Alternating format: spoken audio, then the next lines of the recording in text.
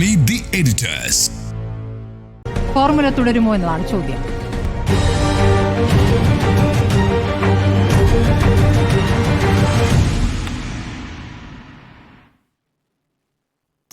Jimmy, ഇപ്പോൾ ഈ തെരഞ്ഞെടുപ്പാനന്തരം രണ്ട് മുന്നണികളിലെയും നേതാക്കൾ പ്രതികരിച്ചു.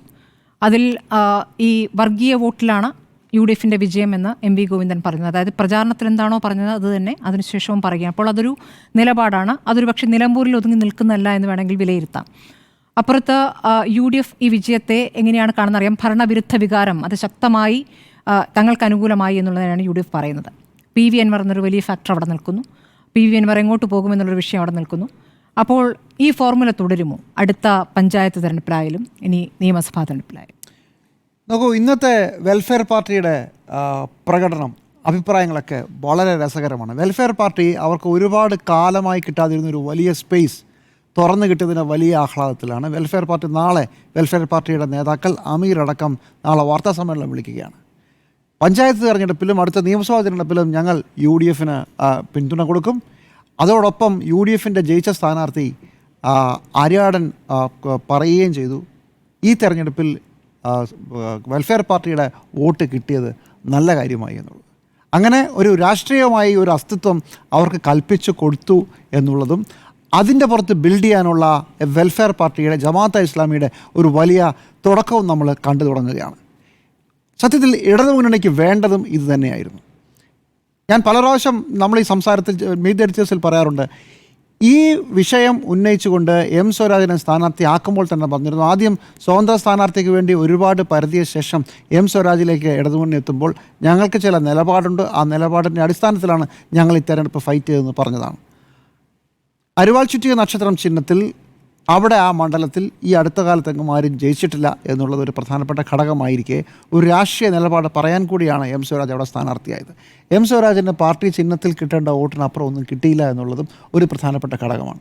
ഇതിനു മുമ്പ് 2 തവണ അവിടെ PV അൻവർ ജയിക്കുമ്പോഴും അത് സ്വതന്ത്ര ചിഹ്നത്തിലാണ്. ഈ മലപ്പുറത്തെ തന്നെ മറ്റ് 2 മണ്ഡലങ്ങൾ നോക്കിയാലും താനൂരും തവനൂരും അരിവാൾ ചുറ്റുകയല്ല, സ്വതന്ത്ര ചിഹ്നമാണ്.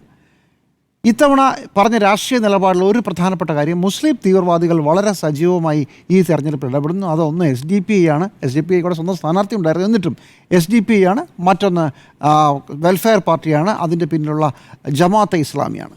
ഈ ചർച്ച മുമ്പോട്ട് കൊണ്ടുപോകാൻ തന്നെയാണ് അവർ ആഗ്രഹിക്കുന്നത്. LDF വിചാരിച്ച അതേ പ്ലാനിലേക്ക് കാര്യങ്ങൾ വന്നു വീഴുകയാണ്.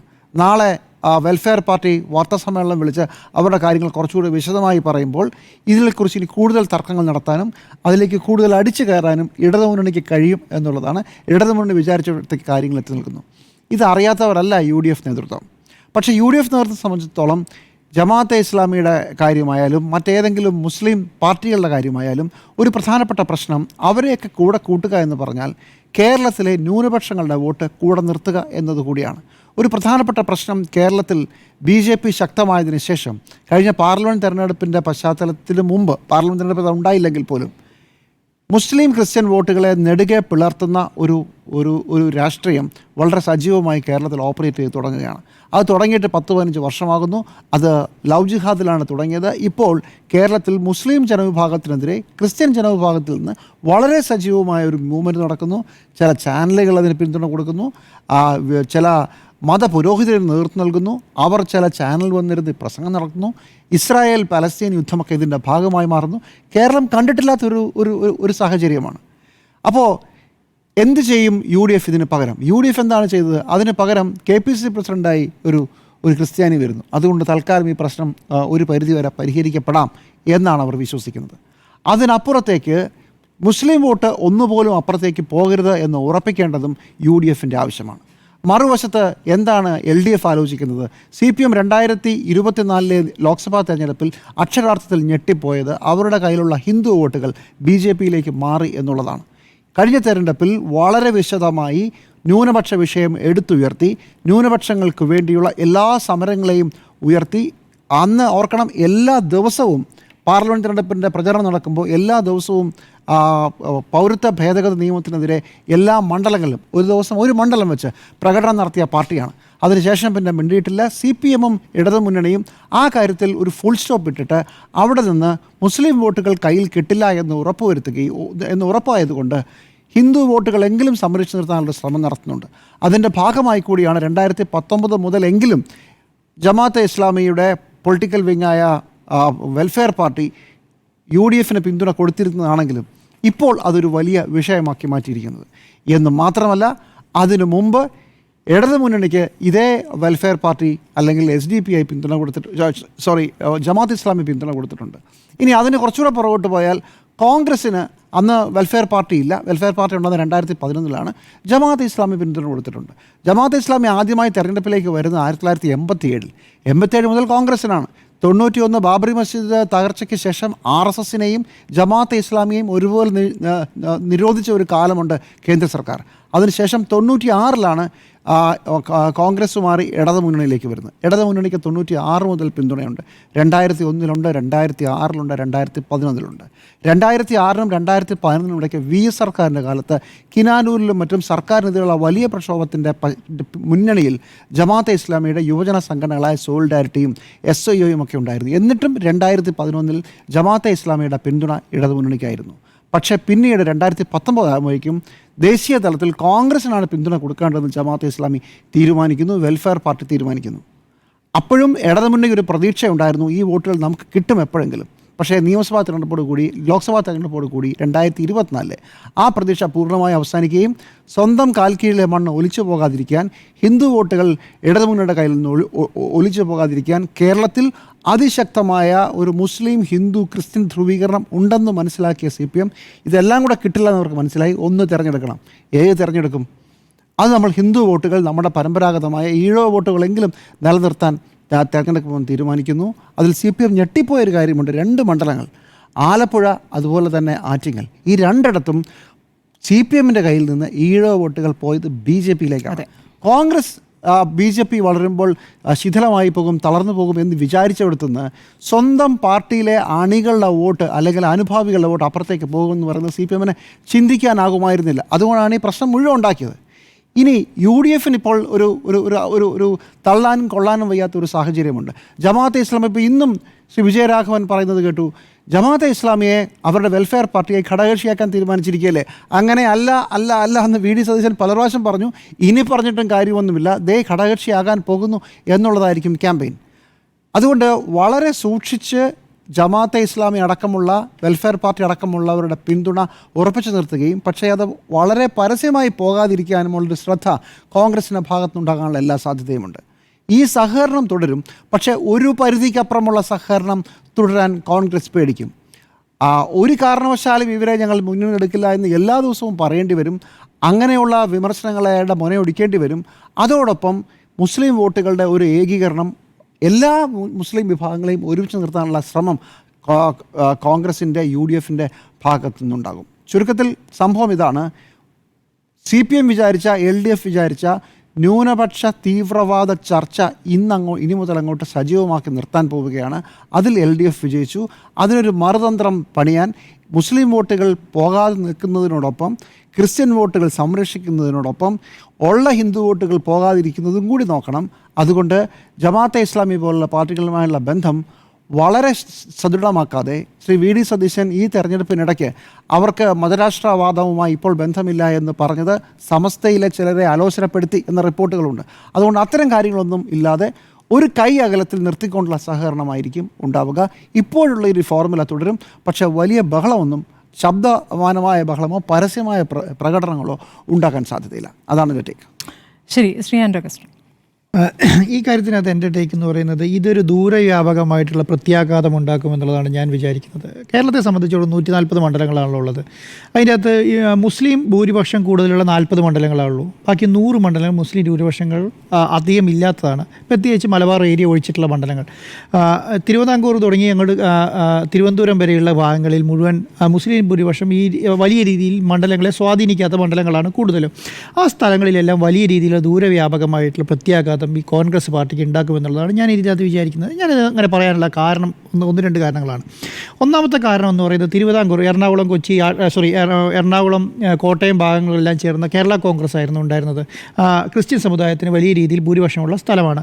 ഈ സ്ഥലങ്ങളിലെല്ലാം ഒരു കോൺഗ്രസിൻ്റെ നേതാവായി ജനങ്ങൾ കണ്ടിരുന്നത് കെ എം മണിയായിരുന്നു. കെ എം മണി കോൺഗ്രസിൻ്റെ കൂടെ ഉണ്ടാകുന്നതോടുകയും ഈ ക്രിസ്ത്യൻ സമുദായത്തെ ഒറ്റക്കെട്ടായി നിർത്തുകയും ക്രിസ്ത്യൻ സമുദായത്തിൻ്റെ കാര്യങ്ങൾ പറയാൻ കെ എം മണി എന്നുള്ള നേതാവ് ഉണ്ടായും അദ്ദേഹത്തിന് വലിയ രീതിയിലുള്ള പോസ്റ്റുകൾ കിട്ടുമെന്നുള്ളൊരു ധാരണ ജനങ്ങളെ സംബന്ധിച്ചിടത്തോളം ഉണ്ടായിരുന്നു, ക്രിസ്ത്യാനികളെ സംബന്ധിച്ചിടത്തോളം ഉണ്ടായിരുന്നു.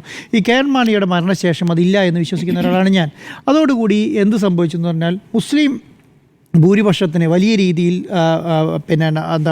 സീറ്റുകൾ കിട്ടുകയും അവർ വലിയ രീതിയിൽ ജയിച്ചു വരികയും ചെയ്തതിന് കോൺഗ്രസിനെ മുസ്ലിം ന്യൂനപക്ഷം കൈയടക്കുമോ എന്നുള്ളൊരു ചിന്ത കേരളത്തിലെ ജനങ്ങൾക്ക് പൊതുവായിട്ടുണ്ട്, ഒരു വിഭാഗം ജനങ്ങൾക്കുണ്ട്.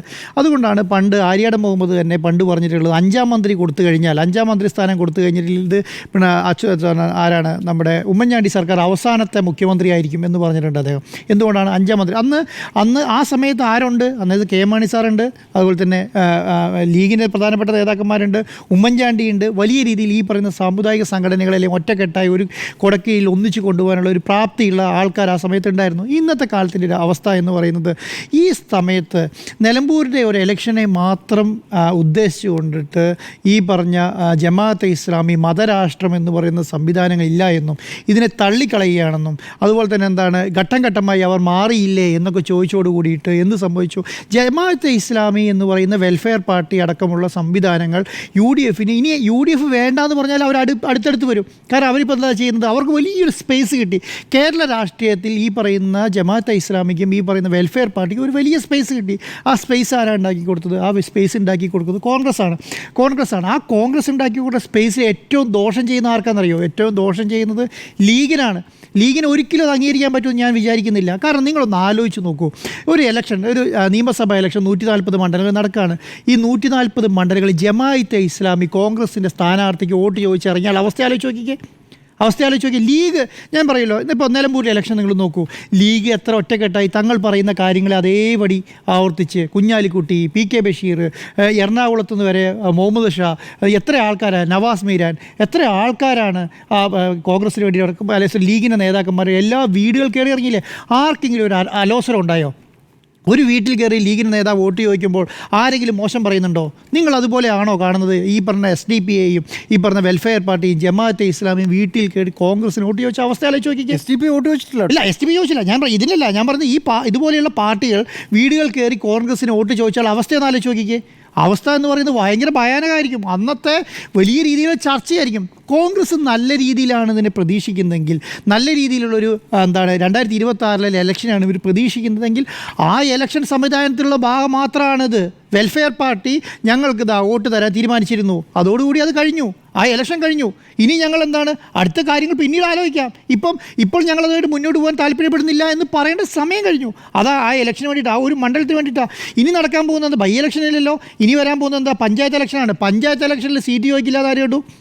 പഞ്ചായത്ത് ഇലക്ഷൻ എന്തിനാണ് ഈ വെൽഫെയർ പാർട്ടി ഈ പറയുന്ന കോൺഗ്രസ്സിന് അവർക്ക് ഭൂരിപക്ഷമുള്ള സ്ഥലങ്ങളിൽ, അവർക്ക് സ്വാധീനമുള്ള സ്ഥലങ്ങളിൽ ഞങ്ങളുടെ സ്ഥാനാർത്ഥിനെ നിങ്ങൾ പിന്തുണയ്ക്കണമെന്ന് പറഞ്ഞാൽ അത് ഒരു സ്ഥാനാർത്ഥിനെ പിന്തുണച്ചാൽ പോരെ? അവിടെ വേണ്ട, അവിടെ കോൺഗ്രസ് സ്ഥാനാർത്ഥി ഇല്ലാതാക്കിയാൽ പോരെ, ഇല്ലാതെ ഇരുന്നാൽ പോരെ? അപ്പോൾ അതുണ്ടാക്കുന്ന വലിയ ഇമ്പാക്റ്റ് എന്താ? അത് നിയമസഭ തെരഞ്ഞെടുപ്പിലേക്ക് എത്രയോ 3-4 മാസങ്ങൾക്കപ്പുറം നിയമസഭാ തെരഞ്ഞെടുപ്പ് വരും.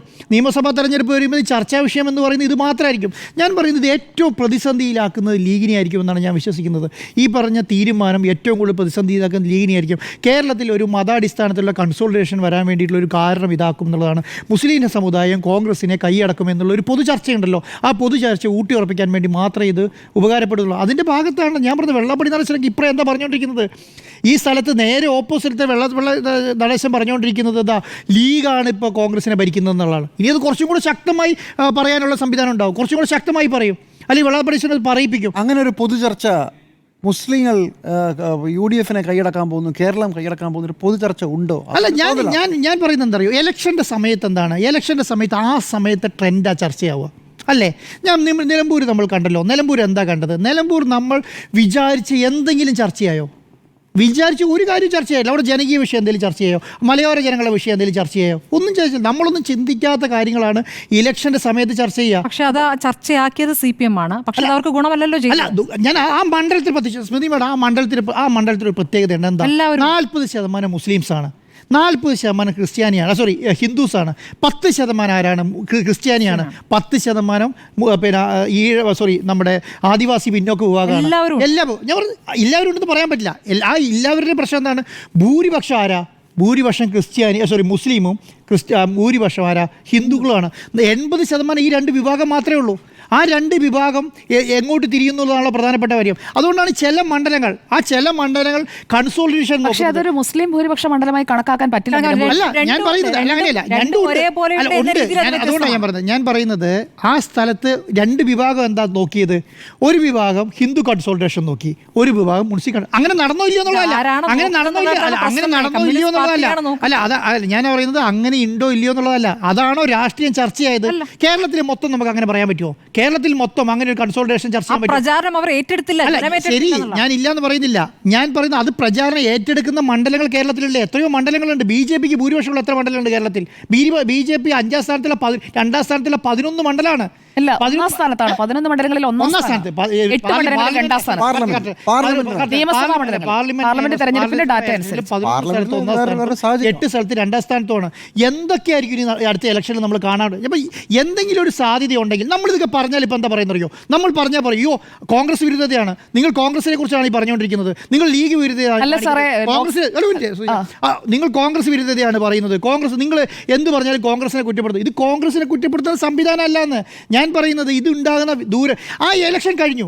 ആ ഇലക്ഷനിൽ ചർച്ച ചെയ്തത് എന്താ? അവിടുത്തെ പേരെന്താണ്? മതാടിസ്ഥാനത്തിലുള്ള കാര്യങ്ങൾ മാത്രമാണ് കാര്യമായിട്ട് ചർച്ച ചെയ്തത്. അത് UDFൻ്റെ ആണ് LDF, ഞാൻ 2 ഭാഗത്തും പറയും. UDFൻ്റെ ഭാഗത്താണ് LDFൻ്റെ ഭാഗത്താണ്, അത് തന്നെയാണ് ചർച്ച ചെയ്തത്. അതിനാണ് മറുപടി പറഞ്ഞത്. പക്ഷേ ഇനി വരുന്ന നിയമസഭത്തിന് 140 മണ്ഡലങ്ങളിലേക്കാണ്. കോൺഗ്രസിൻ്റെ വേറെ അവസ്ഥ ഞാൻ പറഞ്ഞുതരാം. കോൺഗ്രസ് 2021 ഇലക്ഷൻ്റെ എത്ര സീറ്റിലാണ് അധികാരത്തിൽ വന്നത്? 72 സീറ്റിലാണ്.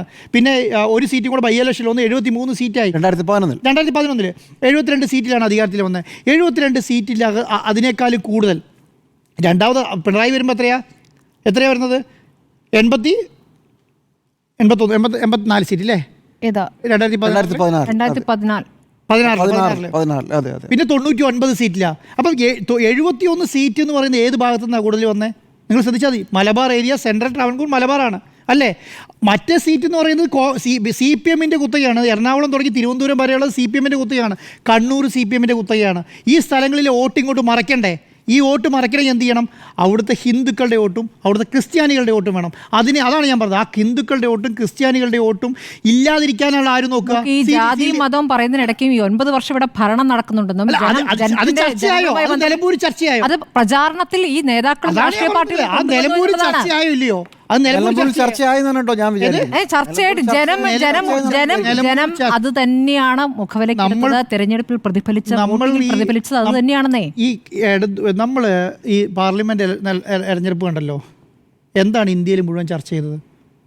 ഇന്ത്യയിലെ വികസനത്തെക്കുറിച്ച് ചർച്ച ചെയ്തത് വികസനം അല്ല. ഞാൻ പറഞ്ഞ ഒരു പൊതു തെരഞ്ഞെടുപ്പ് വരുന്ന സമയത്ത് ഏറ്റവും പ്രചാരണ വിഷയം എന്ന് പറയുന്നത് എന്താണ്? ഏറ്റവും കൂടുതൽ വോട്ടിനെ സ്വാധീനിക്കാൻ പറ്റുന്ന വിഷയം കണ്ടെത്തും. അതെന്താണ്? അത് മതമാണ്. ആ മതത്തിൻ്റെ അടിസ്ഥാനത്തിൽ മുന്നോട്ട് പോകും. അതിനുള്ളൊരു വഴിമരുന്നാണ് ഇതെന്ന് ഞാൻ പറയുന്നത്. ഇതിപ്പോൾ കോൺഗ്രസ് നിർത്താൻ പറ്റും.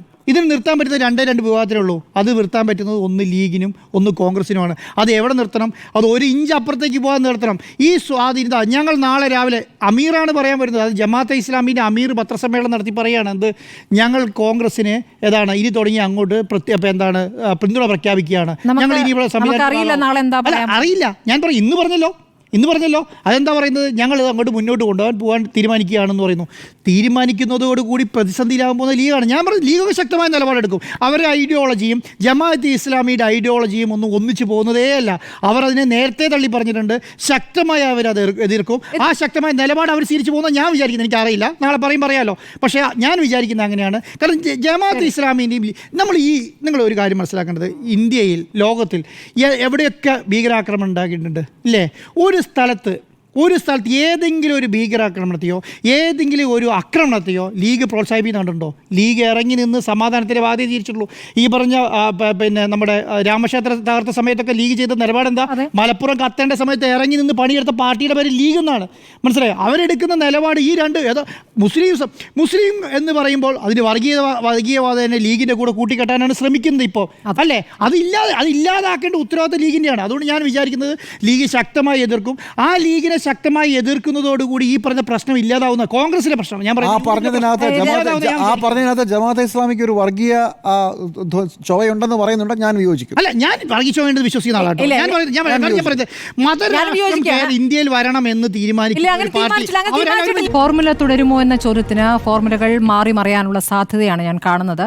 ഈ നിലമ്പൂരിൽ ആരുടെ അജണ്ടയാണ് പ്രചാരണത്തിലുടനീളം കണ്ടത് എന്ന് നോക്കിയാൽ CPM-ന്റെ അജണ്ടയാണ്. കാരണം ജമാഅത്തെ ഇസ്ലാമി ഒരു വലിയ ഫോഴ്സാണെന്നും ആ ജമാഅത്തെ ഇസ്ലാമിയുടെ പിന്തുണ എന്നുള്ളത് അവരുടെ സഖ്യമാണ് എന്ന രൂപത്തിലും UDF അങ്ങനെ ഒരു സഖ്യത്തിലേക്ക് പോയി എന്ന രൂപത്തിലും അത് അവതരിപ്പിക്കുമ്പോൾ രണ്ട് തരത്തിലാണ് അത് ഉപയോഗിക്കാൻ ശ്രമിച്ചത്. അതുവഴി ഭൂരിപക്ഷ വോട്ട് കിട്ടുന്നു, അതുവഴി ക്രിസ്ത്യൻ വോട്ട് കിട്ടുന്നു, അതുവഴി മുസ്ലിം ന്യൂനപക്ഷത്തിൽ ഭിന്നതയുണ്ടാക്കാൻ ശ്രമിക്കുന്നു. ഈ രൂപത്തിലാണ് അത് പ്രയോഗിക്കാൻ CPM ശ്രമിച്ചത്. പക്ഷേ അത് പരാജയപ്പെട്ടു എന്ന് മാത്രമല്ല, ഇതിപ്പോൾ ജമാഅത്തെ ഇസ്ലാമി എന്നിവിടെ പറയുമ്പോൾ ഈ ജമാഅത്തെ ഇസ്ലാമി, ഈ വെൽഫെയർ പാർട്ടി പാലക്കാട് തിരഞ്ഞെടുപ്പിൽ UDF-നെ പിന്തുണച്ചിട്ടുണ്ട്. കഴിഞ്ഞ ലോക്സഭാ തിരഞ്ഞെടുപ്പിലും UDF-നെ പിന്തുണച്ചിട്ടുണ്ട്. അപ്പോഴൊന്നും പറയാത്ത കാര്യം നിലമ്പൂരിൽ പ്രയോഗിക്കുന്നത്, പാലക്കാട് അത് SDPA എന്ന രൂപത്തിലാണ് പറഞ്ഞത്, ഇപ്പോഴത് വെൽഫെയർ പാർട്ടി എന്ന രൂപത്തിൽ അവതരിപ്പിക്കുന്നതിൽ ഒരു അടിസ്ഥാനവുമില്ല എന്നതാണ്. കാരണം ഇതേ പിന്തുണ CPM പല ഘട്ടങ്ങളിലായി സ്വീകരിച്ചതിൻ്റെയും അങ്ങനെ തമ്മിൽ കാണുന്നതിൽ എന്താണ് കുഴപ്പമെന്നും എന്തിനാണ് തലവഴി മുടിയിട്ടില്ലല്ലോ അവർ കാണാൻ വരുന്നതെന്നും പിണറായി വിജയൻ അടക്കം പറഞ്ഞിട്ടുള്ള പ്രതികരണങ്ങൾ നമ്മുടെ മുന്നിലുണ്ട്. അപ്പോൾ ഈ വെൽഫെയർ പാർട്ടി രൂപീകരിക്കുന്നതിന് മുമ്പ് ജമാഅത്തെ ഇസ്ലാമി 2019 അവരുടെ ഭരണഘടന മാറ്റി എഴുതിയിട്ടുണ്ട്. അതിൽ ഈ പറയുന്ന ശരീഅത്ത് എന്ന് വെച്ചാൽ നീതി എന്ന അർത്ഥത്തിലേക്ക് മാറ്റിക്കൊണ്ട് ശരീഅത്ത് നടപ്പാക്കുക എന്നുള്ളതല്ല, നീതി നടപ്പാക്കുക എന്ന വ്യാഖ്യാനത്തിലേക്കാക്കി അവർ ആ ഭരണഘടന മാറ്റി. അതെന്തുകൊണ്ടാണെന്ന് വെച്ചാൽ അവരാദ്യം തെരഞ്ഞെടുപ്പിൽ മത്സരിക്കില്ല, ഈ ഭരണവുമായി ഒന്നും ചേർന്ന് പോകില്ല, വോട്ട് ചെയ്യില്ല എന്നൊക്കെ നിലപാടിൽ നിന്നും മാറിക്കൊണ്ട് പുതിയ സംവിധാനത്തിലേക്ക്, അതായത് ജനാധിപത്യ സംവിധാനത്തിലെ രീതികളിലേക്ക് എല്ലാവരിലേക്കും എത്തിച്ചേരാനുള്ള ലക്ഷ്യങ്ങളൊക്കെ ഉണ്ടാകാം. അതുകൊണ്ട് അവർ ഈ ഭരണഘടന മാറ്റി എഴുതിയത് 2019 ഈ ഭരണഘടന മാറ്റി എഴുതുന്നതിന് മുമ്പ് ഈ പറയുന്ന മതരാഷ്ട്രവാദം അവർ ഉന്നയിച്ചിരുന്ന ഘട്ടത്തിൽ അവർ പിന്തുണച്ചിരുന്നത് LDF-നെയാണ്. ആ പിന്തുണ സ്വീകരിക്കുമ്പോൾ അപ്പോൾ CPM-ന് ഈ മതരാഷ്ട്രവാദികൾ അപകടകാരികളായിരുന്നില്ല. അപ്പോൾ തുലോം തുച്ഛമായ ഒരു ന്യൂനപക്ഷ വിഭാഗത്തെ വലിയ രീതിയിൽ അവതരിപ്പിച്ചുകൊണ്ട് കേരളം പോലെ ഈ എല്ലാവരും ഒരുമിച്ച് കഴിയുന്ന ഒരു സ്ഥലത്ത് അവരൊരു വലിയ ഭീകര സംവിധാനമാണെന്ന രൂപത്തിൽ അവതരിപ്പിക്കുന്നത് എന്ത് ലക്ഷ്യമിട്ടാണ്? അത് യഥാർത്ഥത്തിൽ ആരെയാണ് സഹായിക്കുക? CPM അത് എങ്ങനെയാണ് ഇക്വേറ്റ് ചെയ്യാൻ നോക്കുന്നത്? മുസ്ലിം ലീഗ്, SDPI, വെൽഫെയർ പാർട്ടി ഇതെല്ലാം ഒന്ന് എന്ന രൂപത്തിലാണ് അതിനെ അവതരിപ്പിക്കുന്നത്. എത്ര അപകടകരമായ കാര്യമാണത്. മുസ്ലിം ലീഗിൽ മുസ്ലിം ഇല്ലേ എന്ന് പോലും ഇന്ന് CPM നേതാവ് എൻ്റെ ചർച്ചയിൽ പറയുകയാണ്. മുസ്ലിം ന്യൂനപക്ഷത്തിന് വേണ്ടി തന്നെ പ്രവർത്തിക്കുന്നതാണ് മുസ്ലിം ലീഗ്. അതിൽ ഒരു രഹസ്യവുമില്ല. അപ്പോൾ അവരെപ്പോഴാണ് വർഗീയ നിലപാടത്തിൽ, നേരത്തെ ശ്രീ ആൻഡ്രൂ ചൂണ്ടിയും കാണിച്ചുള്ള ഒരു ഘട്ടത്തിൽ പോലും എപ്പോഴും സെക്യുലർ ഫാബ്രിക് തകരുന്ന ഒരു സാഹചര്യം ഉണ്ടാകുമ്പോൾ ലീഗ് ഈ മുസ്ലിം ന്യൂനപക്ഷത്തെ ചേർത്ത് പിടിക്കുകയും നമ്മളിപ്പോൾ ഒരക്ഷരം പ്രതികരിക്കരുത് എന്ന് പറയുകയും വളരെ കൃത്യമായ പക്വമായ നിലപാടെടുക്കുകയും ചെയ്തിട്ടുള്ളതാണ്. നമ്മൾ മാറാട് കലാപത്തിലടക്കം അത് കണ്ടിട്ടുള്ളതാണ്, അയോധ്യ സംഭവത്തിലടക്കം കണ്ടിട്ടുള്ളതാണ്. ലീഗിൽ നിന്ന് അത്തരം ഒരു പ്രതികരണം ഒരു ഘട്ടത്തിലും വന്നിട്ട്. അപ്പോൾ ഇതിങ്ങനെ ഇക്വേറ്റ് ചെയ്തു പോവുകയാണ് പല ഘട്ടങ്ങളിലെ ചില പ്രതികരണങ്ങളൊക്കെ എടുത്തു പറഞ്ഞുകൊണ്ട്. ഈ തെരഞ്ഞെടുപ്പിൽ എന്താണ് വെൽഫെയർ പാർട്ടി പറയുന്നു, ഞങ്ങളിതാ ഇത്തവണ UDF-നെ പിന്തുണയ്ക്കും, നേരത്തെയും പിന്തുണച്ചതാണ്, ഇത്തവണ പിന്തുണ പറഞ്ഞപ്പോൾ പ്രതിപക്ഷ നേതാവ് പിന്തുണ സ്വീകരിക്കുന്നു എന്ന് പറയുന്നു. നേരത്തെ പോലെ മതരാഷ്ട്രവാദം ഇപ്പോൾ പറയുന്നില്ലല്ലോ എന്ന് പറയുന്നു. ഉടനെ അതിൽ പിടിച്ചുകൊണ്ട് കയറുകയാണ്. മറ്റൊന്നും ഇവിടെയില്ല, ഇവിടെ ഭരണവിരുദ്ധ വികാരമില്ല, ഇവിടെ വർഗീയത നടമാടുകയാണ്, ഇവിടെ വലിയ രീതിയിൽ ന്യൂനപക്ഷ വർഗീയത കേരളത്തിലുണ്ടോ യഥാർത്ഥത്തിൽ? അത് ആരിലാണ് ഭീതി സൃഷ്ടിക്കുന്നത്? അതുകൊണ്ടുണ്ടാകുന്ന ഫലം എന്താണ്? അത് യഥാർത്ഥത്തിൽ ആരെയാണ് സഹായിക്കുന്നത്? ഈ ലോക്സഭാ തെരഞ്ഞെടുപ്പിന് ശേഷമല്ലേ വലിയ രീതിയിൽ BJP-യിലേക്ക് CPM-ന് കിട്ടിയിരുന്ന ഹിന്ദു വോട്ടുകൾ പോകാൻ തുടങ്ങി, അവരുടെ വോട്ടിംഗ് ശതമാനം വല്ലാതെ വർദ്ധിക്കുന്നു എന്ന തിരിച്ചറിവിലാണ് തിരിച്ചുള്ള ഫോർമുല ഒരു തരത്തിലും അത് വിസ്തീരിക്കാൻ പോലും നിൽക്കാതെ വളരെ വേഗം തന്നെ തിരിച്ചിടുകയാണ് ചെയ്യുന്നത്.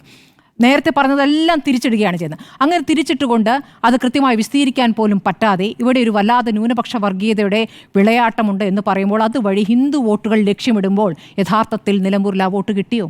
ഇല്ല.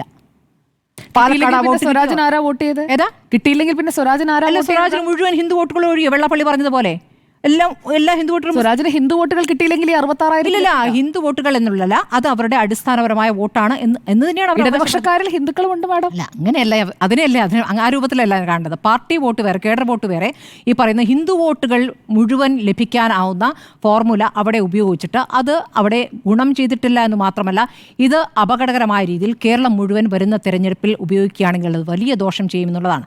ഇനി UDF-മായി ബന്ധപ്പെട്ട് നോക്കുകയാണെങ്കിൽ ഇപ്പോൾ ഈ പറയുന്ന വെൽഫെയർ പാർട്ടി പാർട്ടി ഇപ്പോൾ അവർ നമ്മുടെ ഈ വാർത്ത കൊടുത്തതിന് ശേഷം അവരത് നിഷേധിച്ചുകൊണ്ടുള്ള പ്രതികരണമൊക്കെ വരുന്നുണ്ട്. ഞങ്ങൾ അങ്ങനെ പറയാത്ത കാര്യങ്ങളെ നമ്മൾ അവതരിപ്പിച്ചു എന്ന രീതിയിൽ, അതായത് ഞങ്ങളിപ്പോൾ പിന്തുണയെക്കുറിച്ചൊന്നും പറഞ്ഞിട്ടില്ല എന്ന രീതിയിൽ ചില പ്രതികരണം ഫേസ്ബുക്ക് പോസ്റ്റിലൂടെ വെൽഫെയർ പാർട്ടി നേതാക്കൾ നടത്തുന്നുണ്ട്. അപ്പോൾ എന്താണ് ചെയ്യാൻ പോകുന്നത്? നാളെ ഇപ്പോൾ അത് അവർ ചിലപ്പോൾ നിഷേധിക്കും, ഞങ്ങളിതിപ്പോൾ തീരുമാനിച്ചിട്ടില്ല എന്ന രൂപത്തിലായിരിക്കും നാളെ പറയുക. എന്തായാലും അത് ഈ പറഞ്ഞതുപോലെ പരസ്യമായി ഇത് പറയുന്നത് ലീഗിനെ സംബന്ധിച്ചും ബുദ്ധിമുട്ടുള്ള കാര്യമാണ്. ഈ പിന്തുണ എന്നതിനെ സഖ്യമാക്കി അവതരിപ്പിക്കുകയാണല്ലോ CPM ചെയ്യുന്നത്. ഈ പറഞ്ഞ പോലെ ഇതിനിങ്ങനെ മറുപടി പറഞ്ഞുകൊണ്ടിരിക്കുക എന്നുള്ളത് ബുദ്ധിമുട്ടാണ്. പിന്തുണ പറഞ്ഞാൽ തള്ളണ്ടേ മേഡം? പിന്തുണ തള്ളേണ്ട കാര്യമില്ല. കാരണം എന്താ വെച്ചാൽ ജനാധിപത്യ ഇലക്ഷനാണ്. ഇലക്ഷനാണ് പറയുന്നത്. അതായത് ഇലക്ഷനാണ് പറയുന്നത്. അടുത്ത തദ്ദേശ തെരഞ്ഞെടുപ്പിലും അടുത്ത നിയമസഭാ തെരഞ്ഞെടുപ്പിലും ആ പിന്തുണ തുടരുമെന്നാണ് പറയുന്നത്. അല്ലാതെ എന്ത് പിന്തുണ? ജനാധിപത്യ സംവിധാനത്തിന്റെ അകത്ത് ഒരു രാഷ്ട്രീയ പാർട്ടിക്ക് പിന്തുണ എന്ന് പറഞ്ഞാൽ ഇലക്ഷനിൽ മാത്രമേ ഉണ്ടാവുള്ളൂ, അല്ലാതെ എന്ത് പിന്തുണയാ? പക്ഷെ അത് സ്വീകരിക്കാൻ പാടില്ല എന്ന് പറയുന്നത്. അതെന്തിനാ സ്വീകരിക്കാൻ? അല്ലല്ല, ഞാൻ പറയുന്നത് ജനാധിപത്യ സംവിധാനത്തിൽ ഏത് നിലപാട്, ഏത് ആദർശം മുന്നിൽ നിൽക്കുന്നവർക്കും ഏത് ആശയം കൊണ്ട് നടക്കുന്നവർക്കും ഈ തെരഞ്ഞെടുപ്പിൽ ഞങ്ങൾ ഇന്ന ആൾക്കാരെയാണ് പിന്തുണയ്ക്കാൻ തീരുമാനിച്ചതെന്ന് പറയാനുള്ള അധികാരമുണ്ടല്ലോ, അവകാശമുണ്ടല്ലോ. അവർക്ക് ചെയ്തുകൂടെ? അങ്ങനെ ചെയ്യരുതെന്ന് പറയാൻ മാത്രം അതിലും അപകടകാരികൾ ഇവിടെ ഉണ്ടെന്നേ. ഭൂരിപക്ഷ വർഗീയത പറയുന്നവർ ഇവിടെയുണ്ട്. അവരോട് നിശബ്ദരാവുകയും ന്യൂനപക്ഷ വർഗീയതയാണ് ഏറ്റവും വലിയ ഭീതിതമായ സാഹചര്യം ഇവിടെ സൃഷ്ടിക്കുന്നതെന്ന് പറയുന്നതിന് പിന്നിൽ ഒരു ദുഷ്ടലാക്കുണ്ട്. ആ ദുഷ്ടലാക്ക് ഇവിടുത്തെ നിലമ്പൂരിലെ ജനത തിരിച്ചറിഞ്ഞു. അവിടെ എല്ലാവരും ഒരുമിച്ച് കഴിയുന്നവരാണ്. യഥാർത്ഥത്തിലുള്ളത് പ്രശ്നം എന്താണ്? യഥാർത്ഥത്തിൽ പ്രശ്നം അവിടെ ഈ വന്യജീവി ആക്രമണവുമായി ബന്ധപ്പെട്ട വിഷയം അവിടെ വലിയ പ്രശ്നം തന്നെയാണ്. അത് ഈ തെരഞ്ഞെടുപ്പിൽ പ്രതിഫലിച്ചിട്ടുണ്ട് എന്നുള്ളതാണ്. അത് കേരളത്തിലെ 60 മണ്ഡലങ്ങളെയും ബാധിക്കുന്ന വിഷയമാണ്. അത് ഇനി വരുന്ന നിയമസഭാ തെരഞ്ഞെടുപ്പിലായാലും ഇത് വലിയ വിഷയം തന്നെയാകും. അതിനപ്പുറമുള്ള ചില കാര്യങ്ങൾ കൂടി, ചില ഘടകങ്ങൾ കൂടി ഇപ്പോൾ ചർച്ച ചെയ്യുന്നുണ്ട്. കാരണം ഇപ്പോൾ VD സതീശൻ്റെ ഒരു അഭിമുഖത്തിൽ പറയുന്നു 100 സീറ്റാണ് ലക്ഷ്യം. ആ ലക്ഷ്യത്തിലേക്ക് നീങ്ങുമ്പോൾ മുന്നണി വിപുലീകരിക്കുമെന്ന് പറയും. അതാണ് ഞാൻ പറയുന്നത്, ഈ ഫോർമുല മാറുമെന്നുള്ളത്. മുന്നണി വിപുലീകരിക്കുമെന്നുള്ള കാര്യത്തിൽ അവർക്ക് വലിയ ആത്മവിശ്വാസമുണ്ട്. ആ രൂപത്തിലേക്ക് ചർച്ചകൾ പോകുമെന്നുള്ള കാര്യത്തിൽ ആത്മവിശ്വാസമുണ്ട്.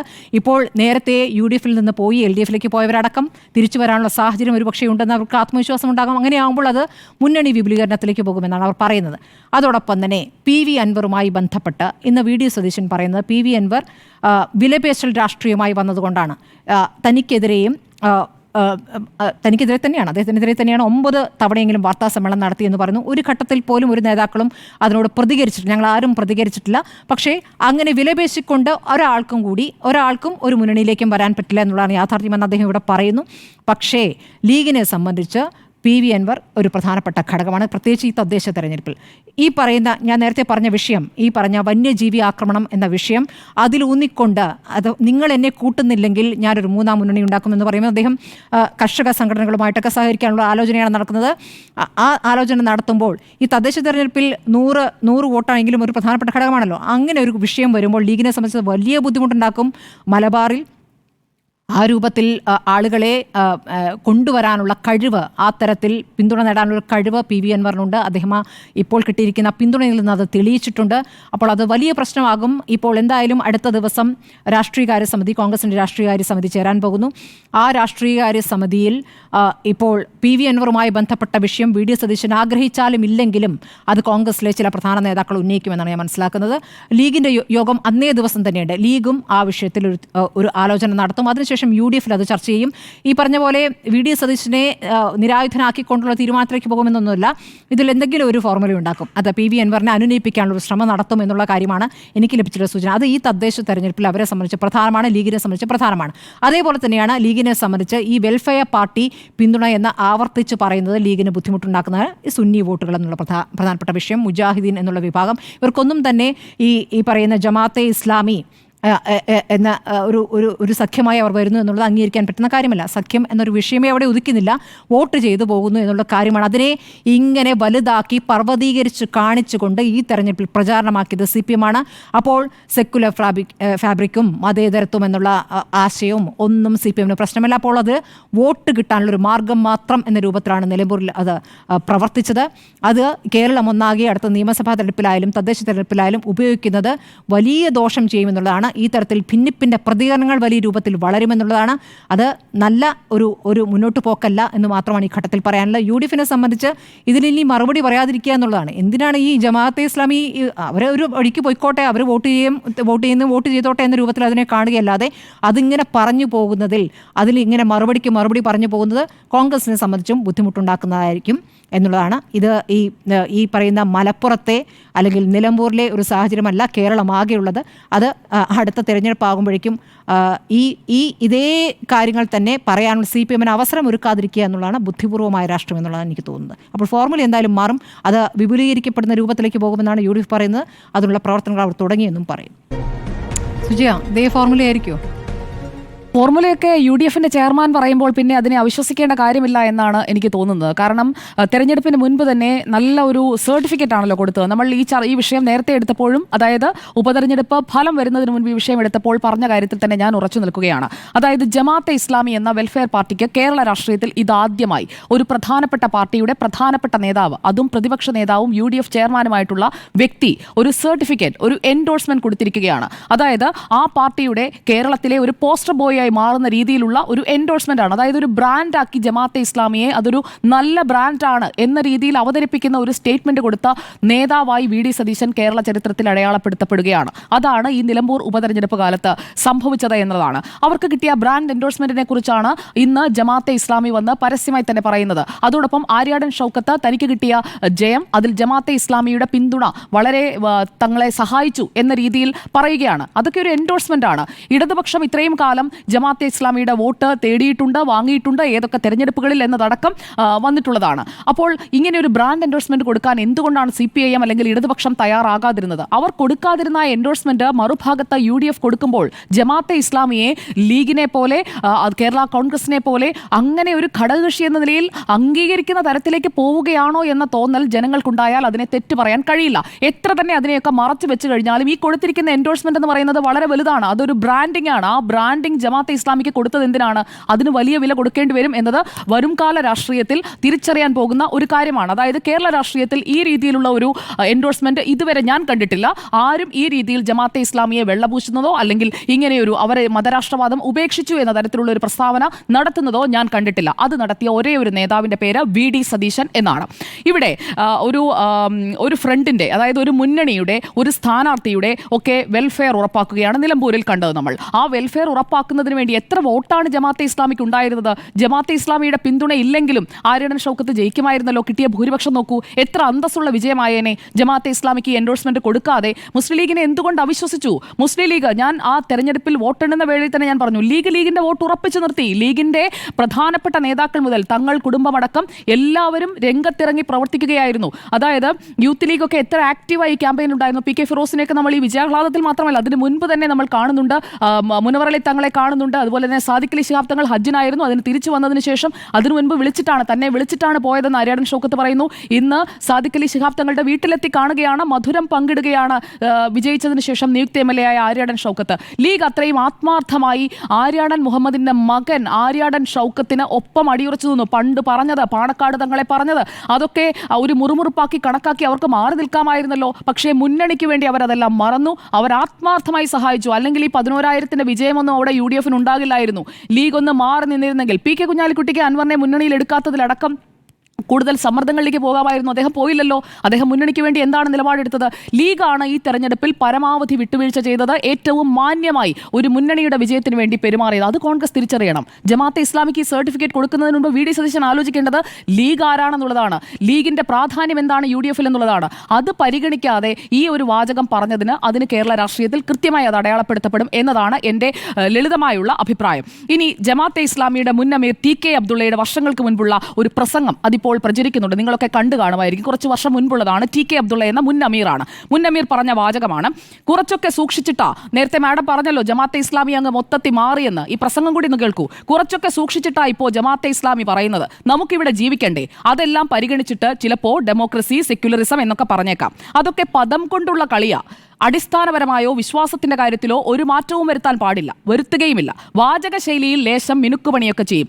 ഒരു പൊതുവേദിയിൽ മൈക്കിന് മുന്നിൽ നിന്നുകൊണ്ട് ഇങ്ങനെ TK അബ്ദുള്ള എന്ന മുൻ അമീർ പറഞ്ഞിട്ടുണ്ടെങ്കിൽ അത് തന്നെയാണ് ജമാഅത്തെ ഇസ്ലാമി. അതിനുവേണ്ടി നമ്മൾ ഒരുപാട് ഇന്ന് ആലോചിക്കേണ്ട ആവശ്യമൊന്നുമില്ല. ഇതാണ് ജമാഅത്തെ ഇസ്ലാമി. ഈ ജമാഅത്തെ ഇസ്ലാമിയുടെ വോട്ട് ഇനിയും വേണമെന്ന് പറയുന്നു. ഇതേ ജമാഅത്തെ ഇസ്ലാമി ഇനിയും അങ്ങോട്ട് പിന്തുണയ്ക്കുമെന്ന് പറയുകയാണ് കേരള രാഷ്ട്രീയത്തിൽ UDF-നെ. കോൺഗ്രസിന്റെ പാരമ്പര്യം ഇതാണോ? ലീഗിന്റെ പാരമ്പര്യം ഇതാണോ? മതേതരത്വം കാത്തു സൂക്ഷിക്കുന്ന ഒരു പാർട്ടിയെ തന്നെയാണ്, പേരിൽ മുസ്ലിം ഉണ്ടെങ്കിലും മുസ്ലിം ലീഗ് മതേതരത്വം കാത്തു സൂക്ഷിക്കുന്ന സെക്യുലർ ഫാബ്രിക്കിന് ഒപ്പം നിൽക്കുന്ന ഒരു പാർട്ടിയായിട്ടാണ് ദേശീയ രാഷ്ട്രീയത്തിലും കേരള രാഷ്ട്രീയത്തിലും നമ്മൾ ഇതുവരെ കണ്ടിട്ടുള്ളത്, അവർ അനുവർത്തിച്ചിട്ടുള്ളത്, അവരുടെ നേതാക്കൾ പറഞ്ഞിട്ടുള്ളത്. പ്രശ്നങ്ങൾ ഉണ്ടാക്കാതെ രമ്യമായി പരിഹരിക്കുന്നതിന് എപ്പോഴും ഇടപെട്ടിട്ടുള്ള മനുഷ്യന്റെ പേരാണ് പി കെ കുഞ്ഞാലിക്കുട്ടി. അത് ഉമ്മൻചാണ്ടി ഉണ്ടായിരുന്ന കാലത്ത്. ഉമ്മൻചാണ്ടിയിൽ നിന്ന് വി ഡി സതീശനിലേക്ക് വരുമ്പോഴുള്ള മാറ്റം എന്ന് പറയുന്നത് ഗംഭീര മാറ്റമാണ് കോൺഗ്രസിന് എന്നുള്ളത് നമ്മൾ കാണാതിരിക്കരുത്. ഇവിടെ ജനാധിപത്യവും മതേതരത്വവും ജമാഅത്തെ ഇസ്ലാമി അംഗീകരിക്കുന്നില്ല എന്നുള്ളത് പറഞ്ഞത് 2014 കോൺഗ്രസിന്റെ UDFന്റെ അവസാന സർക്കാർ, ഉമ്മൻചാണ്ടി സർക്കാരിന്റെ കാലത്ത് കൊടുത്ത സത്യവാങ്മൂലമാണ്. ആ സത്യവാങ്മൂലത്തിൽ ഭരണഘടനയോട് കൂറില്ലാത്ത സംഘടന എന്നാണ് ഉമ്മൻചാണ്ടി സർക്കാർ കൊടുത്ത സത്യവാങ്മൂലം. അതിലെ വാചകങ്ങൾ കൂടി ഞാൻ പറയാം. അന്ന് കൊടുത്ത ആ സത്യവാങ്മൂലത്തിൽ ഒരു പൊതുതാൽപര്യ ഹർജി വന്നപ്പോൾ അന്ന് കൊടുത്ത ആ സത്യവാങ്മൂലത്തിൽ നിന്ന് എങ്ങനെയാണ് പിന്നോക്കം പോകാൻ UDF സംവിധാനത്തിന് കഴിയുന്നത്? ഇടതുപക്ഷത്തിനൊപ്പമായിരുന്ന വോട്ടുകൾ, കുറച്ച് വോട്ടുകൾ അവർ മാറ്റിവെച്ചപ്പോൾ ഞങ്ങളിങ്ങ് എടുത്തു എന്ന് പറയുന്നത് പോലെ നിസ്സാരമൊന്നുമല്ലാതെ അവരെടുത്തപ്പോൾ കുഴപ്പമില്ലായിരുന്നല്ലോ, ഞങ്ങളെടുത്തപ്പോൾ കുഴപ്പമാണല്ലോ. അങ്ങനെയല്ല അതിനെ കാണേണ്ടത്. കാരണം LDF സർക്കാരൊന്നും ഇതുപോലൊരു സത്യവാങ്മൂലം ഹൈക്കോടതിയിൽ കൊണ്ടുപോയി കൊടുത്തിട്ടില്ല. ജമാഅത്തെ ഇസ്ലാമി മാറിയെങ്കിൽ അന്ന് ഉമ്മൻചാണ്ടി കൊടുത്ത സത്യവാങ്മൂല കാലത്ത് ഭരണപക്ഷ MLA ആയി ഇതേ വി ഡി സതീശനും ഭരണപക്ഷ ബെഞ്ചുകളിൽ ഇരിക്കുന്നുണ്ട്. അബ്ദുൾ സമദ് എന്ന് പറയുന്ന വ്യക്തിയാണ് ഹൈക്കോടതിയിൽ പൊതുതാൽപര്യ ഹർജി കൊടുത്തത്. അതിന് മറുപടിയായി സർക്കാർ കൊടുത്ത സത്യവാങ്മൂലമുണ്ട്. ജമാഅത്തെ ഇസ്ലാമിയുടെ പ്രവർത്തനങ്ങൾ, സാമ്പത്തിക സ്രോതസ്, പ്രത്യയശാസ്ത്രം, അത് സംസ്ഥാനത്ത് അന്വേഷണം വേണമെന്ന് ആവശ്യപ്പെട്ടുകൊണ്ടാണ് അന്ന് അബ്ദുൾ സമദ് ആ ഹർജി കൊടുത്തത്. അപ്പോൾ ആ ഹർജിയിൽ കൊടുത്ത സത്യവാങ്മൂലത്തിലെ പ്രധാനപ്പെട്ട വാചകങ്ങൾ, ആഭ്യന്തര വകുപ്പിന്റെ അണ്ടർ സെക്രട്ടറി മേരി ജോസഫാണ് ഈ സത്യവാങ്മൂലം കൊടുത്തത്. അതിൽ പറഞ്ഞത് 1957 പ്രസിദ്ധീകരിച്ച മലയാളത്തിലുള്ള ജമാഅത്തെ ഇസ്ലാമിയുടെ ഭരണഘടന പരിശോധിച്ചുറപ്പിക്കുമ്പോൾ ദൈവികമല്ലാത്ത ഏതെങ്കിലും സർക്കാർ സംവിധാനത്തിന് കീഴിൽ വഹിക്കുന്ന ഏതെങ്കിലും പ്രധാന സ്ഥാനങ്ങളോ അതിന്റെ നിയമനിർമ്മാണ സഭയിലെ അംഗത്വമോ അതിന്റെ കോടതി വ്യവസ്ഥയ്ക്ക് കീഴിലുള്ള ന്യായാധിപ സ്ഥാനത്ത് നിയമിക്കപ്പെട്ടവനോ ആണെങ്കിൽ ആ സ്ഥാനം ഉപേക്ഷിക്കണം. ഏതെങ്കിലും ദൈവികമല്ലാത്ത സർക്കാർ സംവിധാനത്തിന്റെ ഭാഗമാവുകയോ അതിന്റെ നിയമങ്ങൾ നടപ്പിലാക്കുന്നതിൽ പങ്കുചേരുകയോ ചെയ്താൽ ആ ഉപജീവന മാർഗത്തിൽ നിന്ന് കഴിയും വേഗം ഒഴിവാകുക. കാര്യങ്ങൾ പരിഹരിക്കുന്നതിന് അനിസ്ലാമിക കോടതികളെ സമീപിക്കരുത്. ഇതൊക്കെയാണ് മതരാഷ്ട്രവാദികളായ ജമാഅത്തെ ഇസ്ലാമിയെക്കുറിച്ച് UDF സർക്കാരിന്റെ മുഖ്യമന്ത്രിയായിരുന്ന ഉമ്മൻചാണ്ടി. അദ്ദേഹം ഇന്ന് നമുക്കൊപ്പമില്ല. അദ്ദേഹം ഉണ്ടായിരുന്നെങ്കിൽ അദ്ദേഹം ഈ തീരുമാനത്തിനൊപ്പം നിൽക്കില്ല. എനിക്ക് 100% ഉറപ്പാണ്. ഞാൻ അറിയുന്ന ഉമ്മൻചാണ്ടി ഈ തീരുമാനത്തിനൊപ്പം നിൽക്കില്ല. ഉമ്മൻചാണ്ടി അന്നെടുത്ത ആ തീരുമാനത്തിൽ നിന്ന് എത്ര പെട്ടെന്നാണ് 10 വർഷം കഴിയുമ്പോഴേക്കും UDF മാറുന്നത്. ആ മാറ്റത്തിലേക്ക് പോകുമ്പോൾ ലീഗിനതിൽ എതിർപ്പുണ്ടാകുമെന്നേ. അന്ന് ഉമ്മൻചാണ്ടിയുടെ കൂടെ ഉണ്ടായിരുന്ന പി കെ കുഞ്ഞാലിക്കുട്ടി ഇന്നുമുണ്ട്. പി കെ കുഞ്ഞാലിക്കുട്ടി പറയുന്നത് കേൾക്കാൻ വി ഡി സതീശൻ തയ്യാറായാൽ തീരാവുന്ന പ്രശ്നമേ ഉള്ളൂ ഈ ജമാഅത്തെ ഇസ്ലാമി സഹകരണത്തിൽ എന്നുള്ളതാണ് ഈ വിഷയത്തിലെ എൻ്റെ ഉറച്ച ടേക്ക്. കാരണം ദേശവിരുദ്ധമായി അല്ലെങ്കിൽ ഭരണഘടനയെ മാനിക്കാതെ തെരഞ്ഞെടുപ്പ് പ്രക്രിയയെ മാനിക്കാതെ നിൽക്കുന്ന ഒരു സംവിധാനം തന്നെയാണ് ജമാഅത്തെ ഇസ്ലാമി. നിങ്ങൾക്ക് വിയോജിപ്പുണ്ടെങ്കിൽ പറഞ്ഞോളൂ. 2019 ജമാഅത്തെ ഇസ്ലാമി പിന്തുണ കൊടുക്കുന്നുണ്ടല്ലോ UDF. അന്ന് കുഞ്ഞാലിക്കുട്ടി എവിടെ ആയിരുന്നു? ഞാൻ പറയട്ടെ, ജമാഅത്തെ ഇസ്ലാമി ഇതുപോലെ 2021 കുഞ്ഞാലിക്കുട്ടി എവിടെയാണ്?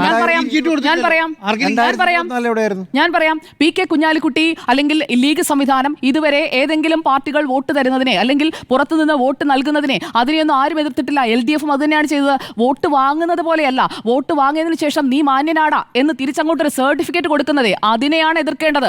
ആ സർട്ടിഫിക്കറ്റാണ് പ്രശ്നം, അല്ലാതെ വോട്ട് വാങ്ങുന്നതല്ല. വോട്ട് വാങ്ങി തന്നെയാണ് LDFും UDFും കാലാകാലങ്ങളായി മുന്നോട്ട് വന്നിട്ടുള്ളത്. പക്ഷേ കൊടുത്ത ആ ബ്രാൻഡ് എൻഡോഴ്സ്മെന്റ് അതിനെയാണ് നമ്മൾ എതിർക്കേണ്ടത്. കേരളം എതിർക്കേണ്ടത് അതിനെയാണ്. ഉമ്മൻചാണ്ടിയിലപ്പോൾ വാങ്ങിയിട്ടുണ്ടോ വോട്ട്? ഉമ്മൻചാണ്ടി അല്ല, ഞാൻ ചോദിക്കട്ടെ, അല്ല ഞാനത് പൂർത്തിയാക്കിക്കോട്ടെ എന്നിട്ട് നമുക്ക് ചർച്ചയിലേക്ക് വരാം. അപ്പോൾ ഇന്ത്യയിലെ ഭരണഘടനാ സ്ഥാപനങ്ങളെ ബഹുമാനിക്കാത്ത ജമാഅത്തെ ഇസ്ലാമി നിലമ്പൂർ ഉപതെരഞ്ഞെടുപ്പിൽ തന്ന വോട്ട് നേടിക്കൊണ്ട് നിയമനിർമ്മാണ സഭയാണല്ലോ നിയമസഭ, അതിലേക്ക് പോകുമ്പോൾ ആര്യാടൻ ഷൗക്കത്ത് ഈ ഒരു ആർജവം കാണിക്കുകയാണ്. ഞാൻ LDFിലേക്ക് വരാം. ഞാൻ UDFിന്റെ കാര്യം ഒന്ന് പറഞ്ഞു തീർത്തോട്ടെ.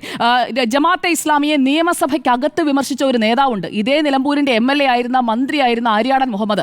ഓർമ്മയുണ്ടാകുമല്ലോ ജിമ്മി സാറിന്. നിയമസഭയ്ക്ക് അകത്ത് മാത്രമല്ല നിയമസഭയ്ക്ക് പുറത്തും ഈ ഒരേ രീതിയിൽ വിമർശിച്ചിട്ടുള്ള ആര്യാടൻ മുഹമ്മദിന്റെ മകനാണ് ഇന്ന് രാവിലെ പറയുന്നത്. ആര്യാടൻ മുഹമ്മദ് പറയുമ്പോൾ ആര്യാടൻ മുഹമ്മദിന്റെ മകൻ, അതേ മകനും എഴുതിയിട്ടുണ്ടെന്നേ ലേഖനം. 2016 ഒക്ടോബറിൽ മാതൃഭൂമി പത്രത്തിൽ ആര്യാടൻ ഷൗക്കത്ത് എഴുതിയ ലേഖനത്തിന്റെ തലക്കെട്ട് മതഭരണകൂടമല്ല മതേതര ജനാധിപത്യം എന്നാണ്. അപ്പോൾ അതേ മതഭരണകൂടത്തിന്റെ വക്താക്കളായ ജമാഅത്തെ ഇസ്ലാമിയുടെ വോട്ട് മതേതര ജനാധിപത്യത്തിന്റെ ശ്രീകോവിലായ കേരള നിയമസഭയിലേക്ക് പോകാൻ സ്വീകരിച്ചു എന്ന ഒരു ഉളുപ്പുമില്ലാതെ പറയുന്ന രീതിയിലേക്ക് കേരള രാഷ്ട്രീയം മാറിയിരിക്കുന്നു. വോട്ട് കിട്ടിയാൽ മതി, നേട്ടം എനിക്ക് വേണം എന്നതാണ് ഇവിടുത്തെ സിമ്പിൾ ഫോർമുല. ഈ ഫോർമുല തുടരുമെന്ന് തന്നെയാണ് എന്റെ അഭിപ്രായം. പറയട്ടെ, ഞാൻ പൂർത്തിയാക്കിക്കോട്ടെ. ജമാഅത്തെ ഇസ്ലാമിയുടെ അമീർ പി മുജീബ് റഹ്മാനെയാണല്ലോ ഇവിടെ കോട്ട് ചെയ്യുന്നത്. ഈ പി മുജീബ് റഹ്മാൻ നേരത്തെ എടുത്തിട്ടുള്ള നിലപാടുകൾ വരുമ്പോൾ അല്ലെങ്കിൽ ഈ ഭരണഘടന തിരുത്തി മാറ്റം വരുത്തി എന്നൊക്കെ പറയുന്നുണ്ടല്ലോ, ആ വരുത്തിയ മാറ്റങ്ങൾ എന്താണ് എന്ന് കൂടി നമുക്ക് നോക്കാം. ആ മാറ്റങ്ങളെ കുറിച്ച് കൂടി നമ്മൾ പറഞ്ഞു പോകണം. വലിയ മാറ്റങ്ങൾ വരുത്തി, അല്ലെങ്കിൽ അവർ മാറി, ഭരണഘടന തിരുത്തി എന്നൊക്കെയാണല്ലോ പറയുന്നത്. അപ്പോൾ ജമാഅത്തെ ഇസ്ലാമിയുടെ വെബ്സൈറ്റിൽ 2021 ഒക്ടോബറിലാണ് ഭരണഘടന ഭേദഗതി ചെയ്തു എന്ന് പറയുന്നത്. അതായത് 2021 നിയമസഭാ തെരഞ്ഞെടുപ്പിന് ശേഷമാണ് ഈ ഭരണഘടനാ ഭേദഗതി വെബ്സൈറ്റിൽ പ്രസിദ്ധീകരിച്ചത്. 2019 തീരുമാനം എടുത്തെങ്കിലും വെബ്സൈറ്റിൽ അവർ ഔദ്യോഗികമായി ഇക്കാര്യത്തിൽ തിരുത്തു വരുത്തുന്നത്. ഇതനുസരിച്ച് വിശ്വാസികൾക്ക് സർക്കാർ ഉദ്യോഗം സ്വീകരിക്കാം, കേസുകളുടെ തീർപ്പിനായി കോടതിയെ സമീപിക്കാം, ഇതൊക്കെ ഔദ്യോഗികമായി പറയുകയാണ്. ഇതെല്ലാം അനിസ്ലാമികമെന്നാണ് നേരത്തെ പറഞ്ഞിരുന്നത്. പക്ഷേ ഔദ്യോഗിക നേതൃത്വത്തിൽ ഉള്ള ആൾ തന്നെയാണ്. മുൻ അമീറിന്റെ വാക്കുകൾ കേട്ടല്ലോ, മുൻ അമീറിന്റെ വാക്കുകൾ അവിടെ നിൽക്കുകയാണ്. ആ വാക്കുകളെ ഇതുവരെ ഇപ്പോഴത്തെ അമീർ പി മുജീബ് റഹ്മാൻ തള്ളി പറഞ്ഞിട്ടില്ല. അപ്പോൾ ഇതൊക്കെ വാക്കുകൾ കൊണ്ടുള്ള ഒരു കളി മാത്രമാണ്. വെർബൽ ഡയറിയ നടത്തിക്കൊണ്ടിരിക്കുകയാണ്, നാട്ടുകാരെ പറ്റിക്കുകയാണ്. അല്ലല്ല, ഭരണഘടന മാറ്റിയതിൽ തന്നെ എന്താണ്, ഭരണഘടന മാറ്റിയതിൽ തന്നെയാണ് എല്ലാം. മതരാഷ്ട്രവാദത്തെ പ്രസിദ്ധീകരിച്ച് വെബ്സൈറ്റിൽ കിടക്കുന്നത് എന്തായാലും 2021 ഒക്ടോബർ. ഞാൻ പൂർത്തിയാക്കിക്കോട്ടെ, അതിനുശേഷം താങ്കൾക്ക് പറയാം. അതായത് പിന്തുണയ്ക്കാതെ ഇരിക്കുമ്പോൾ ഭീകര സംഘടന, പിന്തുണച്ച് കഴിയുമ്പോൾ അത് പിന്തുണയ്ക്കാതെ ഇരിക്കുമ്പോൾ ഭീകര സംഘടന എന്ന് LDF പറയുന്നു എന്നതാണല്ലോ ഇവിടുത്തെ പ്രധാനപ്പെട്ട വാദമായി ഉയർത്തുന്നത്. പക്ഷേ LDF എന്തുകൊണ്ടാണ് ഇത് പറയുന്നത് എന്നതുകൂടി നമ്മൾ ചിന്തിക്കണം. വെൽഫെയർ പാർട്ടി കൂടി, അതായത് ജമാഅത്തെ ഇസ്ലാമി കൂടി UDF സംവിധാനത്തിന്റെ ഭാഗത്തേക്ക് പോകുമ്പോൾ CAAയും പൗരത്വ വിഷയവും ഒക്കെ ഉയർത്തിക്കൊണ്ട് നടത്തിയ സമരങ്ങളിലൂടെ തങ്ങളുടെ ഭാഗത്തേക്ക് വന്നു എന്ന് കരുതുന്ന വോട്ടുകളെല്ലാം പോയി എന്നുള്ളൊരു ആശങ്ക LDFനുമുണ്ട്. അതും കാണാതിരിക്കേണ്ട. ഞാൻ രണ്ട് പാർട്ടിയും ഒരേപോലെ വിമർശിക്കാൻ തന്നെയാണ് ഈ അവസരം ഉപയോഗിക്കാൻ ആഗ്രഹിക്കുന്നത്. കാരണം വെൽഫെയർ പാർട്ടി എന്ന ജമാഅത്തെ ഇസ്ലാമിയെ മാറി മാറി ചുമന്നവരാണ് LDFും UDFും എന്നുള്ളത് കേരള രാഷ്ട്രീയത്തിൽ അടയാളപ്പെടുത്തപ്പെടുകയാണ്. മതരാഷ്ട്രവാദത്തെ അംഗീകരിക്കുന്ന ഒരു സംഘടനയെ മാറി മാറി അവരുടെ വോട്ട് വാങ്ങിയ രണ്ട് മുന്നണികളാണ് LDFും UDFും. അതാണ് അവരുടെ ഫോർമുല. എങ്ങനെയായാലും എത്ര നാണം കെട്ടായാലും വോട്ട് നേടണമെന്നതാണ്. ഒരു കാര്യം കൂടി ലീഗിനെ കുറിച്ച് കൂടി പറഞ്ഞ് ഞാൻ അവസാനിപ്പിക്കാം. മുസ്ലിം ലീഗ് എന്ന് പറയുന്നത് മുസ്ലിങ്ങളാണ് ആ പാർട്ടിയിലെ കൂടുതൽ അംഗങ്ങൾ എന്നുള്ളത് നമുക്കറിയാം. വളരെ കുറച്ച് മാത്രമാണ് മറ്റ് മതവിഭാഗങ്ങളിൽപ്പെട്ടവർ അതിന്റെ അംഗങ്ങളായിരിക്കുന്നത്. ഇപ്പോൾ ജയന്തിയെ പോലെയുള്ളവരൊക്കെ അവരുടെ ദേശീയ നേതൃത്വത്തിലുണ്ട്, അത് കാണാതിരിക്കുന്നില്ല. പക്ഷേ ഇവിടെ ലീഗ് ഉള്ളപ്പോൾ ലീഗിന് തീവ്രത പോരാ, മുസ്ലിം വോട്ടുകൾ മുഴുവൻ പിടിച്ചു നിർത്താൻ എന്ന് തോന്നിയത് കൊണ്ടാണോ ജമാഅത്തെ ഇസ്ലാമി കൊണ്ടുവന്നത്? ആ ചോദ്യം അവിടെ നിൽക്കുകയാണ്. അതോടൊപ്പം ഇപ്പോൾ നിലമ്പൂരിലെ കോമ്പിനേഷൻ എന്താണ് അവർ ഉണ്ടാക്കി വെച്ചത്?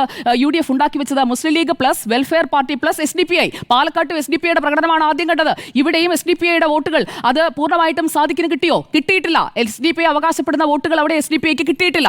ഇനിയിപ്പോൾ 2026 മുന്നിലുള്ളത്. അതിലേക്ക് ഈ ഫോർമുലയുമായിട്ട് പോകുമ്പോൾ അടുത്ത 10 മാസം എന്ന് പറയുന്നുണ്ട്. കേരള രാഷ്ട്രീയത്തിൽ ഒരു മെറ്റമോർഫോസിന്റെ സമയമാണ്. ആ സമയത്ത് ലീഗ് സമസ്തയുമായുള്ള പ്രശ്നങ്ങളൊക്കെ തീർക്കും. കാരണം ലീഗ് 40 സീറ്റിലെങ്കിലും മത്സരിച്ചാലേ ലീഗ് 40 സീറ്റിലെങ്കിലും മത്സരിച്ചാൽ മാത്രമേ UDFന് അധികാരത്തിൽ വരാൻ കഴിയൂ. ഇവിടെ ലീഗ് എന്ന ബ്രാൻഡിനെ മോശമാക്കുകയാണ് ഈ ജമാഅത്തെ ഇസ്ലാമിയുമായിട്ടുള്ള കൂട്ടുകെട്ട് എന്നുള്ളത് നമ്മൾ കാണണം. കാരണം 6 ജില്ലകളിൽ നേട്ടമുണ്ടാക്കാൻ, 2 ജില്ലകളിൽ ഇമ്പാക്ട് ഉണ്ടാക്കാൻ കഴിയുന്ന ഒരു പ്ലെയറാണ് മുസ്ലിം ലീഗ്. ആ മുസ്ലിം ലീഗിനെ പൂർണ്ണമായും തള്ളിപ്പറഞ്ഞുകൊണ്ട് PK കുഞ്ഞാലിക്കുട്ടി പറയുന്നത് അൻവറിന്റെ കാര്യത്തിലോ കേട്ടില്ല.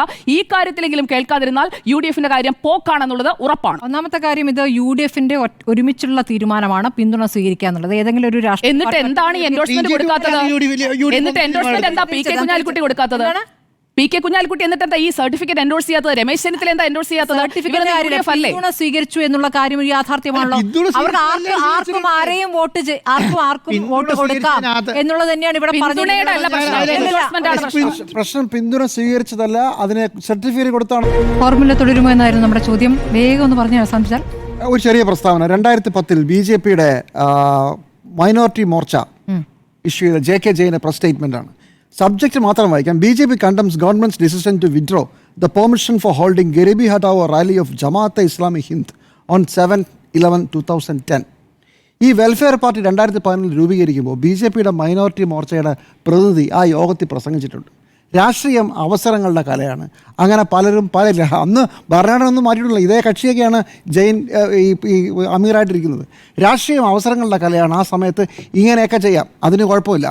ഈ നിലമ്പൂർ തെരഞ്ഞെടുപ്പ് ഒരു കാര്യം പറയാം. ആര്യാടൻ മുഹമ്മദ് അദ്ദേഹത്തിൻ്റെ ഓർമ്മക്കുറിപ്പുകളിൽ പറയുമ്പോൾ എന്തുകൊണ്ട് താൻ കോൺഗ്രസ് ആയെന്ന് ചോദിക്കുന്നതിന് പറയുന്നൊരു മറുപടിയുണ്ട്. August 15, 1947 ഇന്ത്യക്ക് സ്വതന്ത്രമായി പ്രകടനം നടക്കുമ്പോൾ എതിരെ കരിങ്കൊടിയുമായി കമ്മ്യൂണിസ്റ്റുകൾ പ്രകടനം നടത്തി വരികയാണ് എന്നാണ് പറയുന്നത്. ഇന്ത്യൻ സർക്കാർ രൂപീകൃതമായതിനു ശേഷം തെലങ്കാനയിൽ സർക്കാരിനെതിരെ ആയുധമെടുത്ത് പോരാടിയവരാണ് കമ്മ്യൂണിസ്റ്റ് പാർട്ടി ഓഫ് ഇന്ത്യ. അവരൊക്കെ ഇപ്പോൾ വളരെ നല്ല കുട്ടികളായി സർക്കാരിന് അനുകൂലമായി ഈ ഇന്ത്യൻ ഭരണഘടനയെ അനുസരിച്ച് ജീവിക്കുന്നവരാണ്. എന്നാൽ കമ്മ്യൂണിസ്റ്റ് പാർട്ടിയുടെ ആത്യന്തികമായ ലക്ഷ്യം എന്താണ്?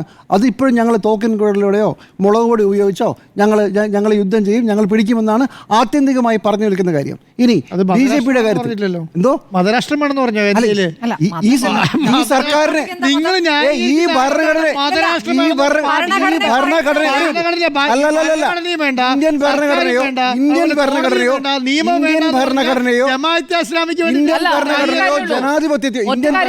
ജനാധിപത്യത്തെയോ ആത്യന്തികമായി ഒരു ജനാധിപത്യത്തെയോ അംഗീകരിക്കില്ല. കമ്മ്യൂണിസ്റ്റുകളുടെ അടിസ്ഥാനപരമായ വിശ്വാസം ഞങ്ങൾ അവസാനം തോക്കിൻ കുഴിയുള്ള അധികാരം പിടിച്ചെടുക്കും. ഇതുവരെ പഞ്ചായത്ത് ഇലക്ഷനോ നിയമസഭാ ഇലക്ഷനോ മത്സരിക്കാത്ത പാർട്ടിക്ക് വേണ്ടിയാണ് ഈ പറഞ്ഞുകൊണ്ടിരിക്കുന്നത്.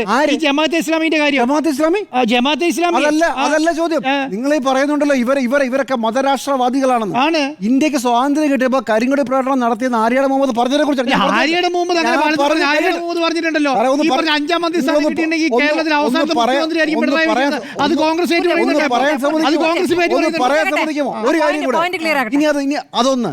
അപ്പോൾ ഇതൊക്കെ കാലാകാലങ്ങളിൽ ചെയ്തവരാണ്. ഇനി ഇന്ത്യയെക്കുറിച്ചും ഇന്ത്യൻ ദേശീയതയെക്കുറിച്ചും ഇന്ത്യൻ രാഷ്ട്രത്തെക്കുറിച്ചും വലിയ അഭിമാനമാണല്ലോ BJP-ക്കും ആൾക്കും. കേരളത്തിലെ ഗവർണർ കാശ്മീർ പോലും ഇല്ലാത്ത ഒരു ഇന്ത്യയുടെ ഭൂപടം വെച്ച് ഇന്ത്യയുടെ ഭാരതാംബയുടെ പ്രതീകമാണെന്ന് പറഞ്ഞ് അതിലൊരു കാവിക്കോടെ പിടിപ്പിച്ച് അതിന് കുഴപ്പമില്ലേ? അതിനാണല്ലോ സമരം നടത്തിക്കൊണ്ടിരിക്കുന്നത്. അപ്പൊ ഞാൻ പറയുന്നത് ഇത് കാലകാലങ്ങളിൽ അവര് 2019 ശേഷം 2021 ഞങ്ങളുടെ ഭരണഘടന മാറ്റിയെന്ന് പറഞ്ഞു. VD സതീശൻ പറയുന്നു അങ്ങനെ ഭരണഘടന മാറ്റിയെന്ന് അവർ പറഞ്ഞിട്ടുണ്ടല്ലോ എന്നത് മാത്രമാണ് പറഞ്ഞത്. അതിന് കുഴപ്പമില്ല. ഈ കോൺഗ്രസ് ആണല്ലോ പറഞ്ഞത്. ഗോവിന്ദ മാഷ് RSSനെ കുറിച്ച് പറഞ്ഞത് വലിയ കാര്യമായിട്ട് പറഞ്ഞില്ലേ? അതുപോലെ തന്നെ പറഞ്ഞ കാര്യമാണ് VD സതീശൻ. എൻഡോസ് ചെയ്യാൻ പറ്റാത്ത ഗോവിന്ദ മാഷ് പറഞ്ഞത് ഉറച്ചു നിൽക്കണോന്നേ. ഉറച്ചു നിന്നില്ലല്ലോ. എന്നിട്ട് അവസാനം അവിടെ മലക്കാൻ പറഞ്ഞില്ലേ?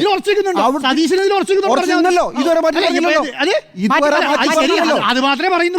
അത് ശരിയല്ലാന്ന് ഇത്ര നേരം. അത് ശരിയാണ്. കാരണം 2019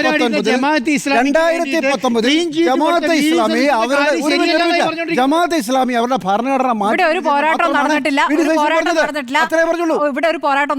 അവരുടെ ഭരണഘടന അത് എഴുതി വെച്ചിട്ടുണ്ടെന്ന് മാത്രമേ ഉള്ളൂ. പോരാട്ടം നടക്കുമ്പോൾ അപ്പം നോക്കാം. അങ്ങനെ ഒരു പോരാട്ടം നടത്താൻ പറ്റുന്ന സ്ഥിതിയാണ് നമ്മുടെ രാജ്യത്ത്.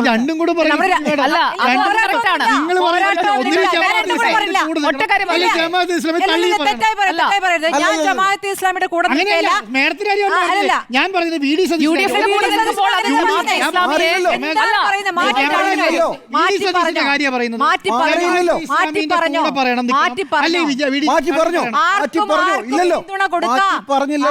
ആർക്കും പിന്തുണ കൊടുക്കാം.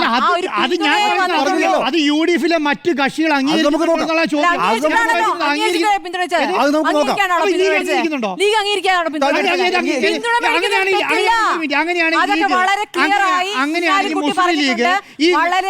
കുഞ്ഞാലിക്കുട്ടി പറഞ്ഞു ആർക്കും വോട്ട് കൊടുക്കാം. അങ്ങനെ ഒരു വോട്ട് തരാൻ അവർ തീരുമാനിച്ചു. ആ വോട്ട് വാങ്ങിയത് മാത്രമേ ഉള്ളൂ. അല്ലാതെ ഒരു സഹകരണവുമില്ല, ഒരു സഖ്യവുമില്ല, ഒരു അസോസിയേറ്റ് കക്ഷിയുമല്ല. അതൊന്നും സംഭവിക്കാനും പോകുന്നില്ല.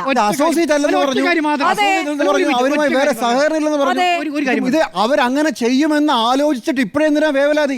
VD സതീശൻ 2019 ഒരു ഞാൻ ഒറ്റ കാര്യം പറയുന്നുള്ളൂ. നിങ്ങൾ പറയുന്നതും മറ്റൊന്നും തമ്മിൽ രണ്ട് വ്യത്യാസമുണ്ട്. ഒന്നാമത്തെ കാര്യം എന്താ അറിയോ? ഞങ്ങൾ പറയുന്ന കാര്യം ജമാഅത്തെ ഇസ്ലാമിൻ്റെ പിന്തുണ സ്വീകരിച്ചതിനെ കുറിച്ചിട്ടല്ല, ജമാഅത്തെ ഇസ്ലാമിക്ക് ക്ലീൻ ചീറ്റ് കൊടുത്തതിനെ കുറിച്ചിട്ടാണ്. ആ കാര്യം ലീഗോ UDF-ന്റെ മറ്റ് ഘടകകക്ഷികളോ അംഗീകരിക്കുന്നുള്ളതാ ചോദ്യം. തള്ളി പറഞ്ഞിട്ടില്ലല്ലോ. ആര് പറഞ്ഞിട്ടില്ല? മുസ്ലിം ലീഗ് പറഞ്ഞോ? എന്താ വേറെ ആരെങ്കിലും അംഗീകരിച്ചാൽ ഈ പറഞ്ഞ ഈ ജമാഅത്തെ ഇസ്ലാമിന്റെ ഐഡിയോളജിനെയും കൂടെ അംഗീകരിക്കേണ്ടി വരും.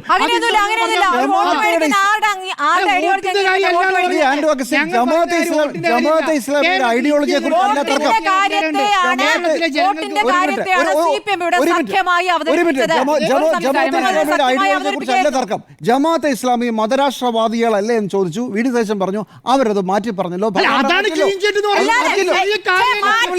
വളരെ ചെറുതായിട്ട്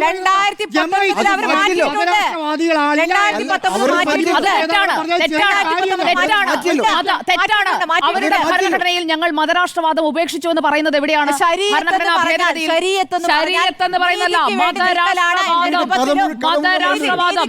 അല്ല, ഭരണഘടനാ ഭേദഗതി ഞാൻ അടുത്ത് വായിച്ചതാണ്. അങ്ങനെയാണെങ്കിൽ അല്ല, ഒറ്റ മിനിറ്റ്. ആ പഴയ ഭരണഘടന എടുത്തിട്ട് മതരാഷ്ട്രവാദം വായിച്ചേ. ഒറ്റ മിനിറ്റ്. ആ പഴയ ഭരണഘടന എടുത്തിട്ട് അല്ല, മതരാഷ്ട്രവാദം വായിച്ചേ. ഭേദഗതി വരുത്തി എന്ന് പറയുമ്പോൾ അല്ലല്ല. മൗദൂദിസത്തിൽ നിന്നും മതരാഷ്ട്രവാദത്തിൽ നിങ്ങൾ നിന്നും വായിച്ചേ. ജമാഅത്തെ ഇസ്ലാമി മാറില്ല, മാറാൻ പോകുന്നില്ല. അതാണ് ജമാഅത്തെ ഇസ്ലാമി. അത് വായിക്കാനില്ലെങ്കിൽ പറയല്ലേ. പിന്തുണയ്ക്കാൻ നിങ്ങൾക്കൊക്കെ നാണമില്ലേ? അല്ല, നാണിക്കാൻ വേണ്ടി ഒരു കാര്യം ചെയ്തില്ല. ഈ ഇവിടെ അതൊന്ന് വായിക്കാം. രാഷ്ട്രവാദം പറയാമെങ്കിൽ രാഷ്ട്രവാദം എന്ന് പറയുന്നില്ല. രാഷ്ട്രത്തിന്റെ പരമവൈഭവത്തെ കുറിച്ചാണ് പറയുന്നത്. മതരാഷ്ട്രവാദത്തെ കുറിച്ചല്ല. അത് മനസ്സിലായില്ലെങ്കിൽ പിന്നെ പഠിച്ചിട്ട് വരൂ. ഞാനൊരു കാര്യം ചോദിക്കട്ടെ, ഒരു സൈഡിൽ RSS, ഒരു സൈഡിൽ അങ്ങനെ ഇക്വേറ്റ് ചെയ്യണ്ട. അങ്ങനെ ഇക്വേറ്റ് ചെയ്യണ്ട. അങ്ങനെ ഇക്വേറ്റ് ചെയ്യണ്ട. രാജ്യം ഭരിക്കുന്ന ഭരണഘടനയെ ബഹുമാനിക്കുന്ന ബഹുമാനിക്കുന്ന അധികാരത്തിലിരിക്കുന്ന പ്രധാനമന്ത്രി ആവശ്യക്കാരനായ രാജ്യമാണ് ഇന്ത്യ. അത് ആദ്യം മനസ്സിലാക്കും. കശ്മീരില്ലാത്തൊരു ജമാഅത്തെ എന്താണ്? എന്താണ് Jamaat-e Islami? After all, what is Jamaat-e Islami? Nothing. ഇന്ത്യയുടെ ഫാബ്രിക്കിൽ nothing. Zero ആണ്, big zero. ഇന്ത്യയുടെ അല്ലാത്തൊരു ജമാഅത്തെ ഒന്നുമില്ല. നിങ്ങൾ ജമാഅത്തെ ഇസ്ലാമിക്ക് കൊടുക്കുന്ന ഈ ഒരു വാദിക്കാനുള്ള ആ ഒരു സമയമുണ്ടല്ലോ, അതാണ്